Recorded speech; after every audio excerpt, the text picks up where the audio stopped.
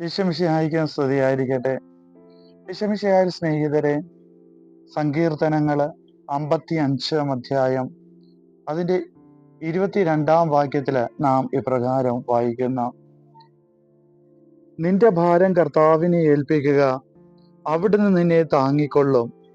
നീതിമാൻ കുലങ്ങാൻ അവിടുന്ന് സമ്മതിക്കുകയില്ല.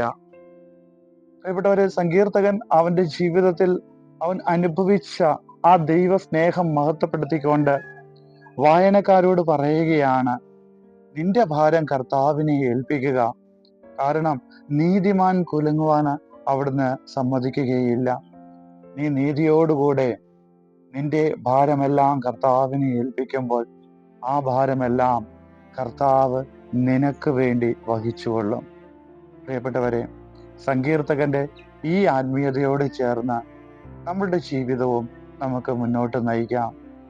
ദൈവം സങ്കീർത്തകന് നൽകിയ അനുഗ്രഹം നമ്മുടെ ജീവിതത്തിലും അനുഭവിച്ചറിയാൻ പ്രത്യാശയോടുകൂടി ആയിരിക്കുകയും ചെയ്യാം. ദൈവം നിങ്ങളെ എല്ലാവരെയും സമൃദ്ധമായി അനുഗ്രഹിക്കട്ടെ.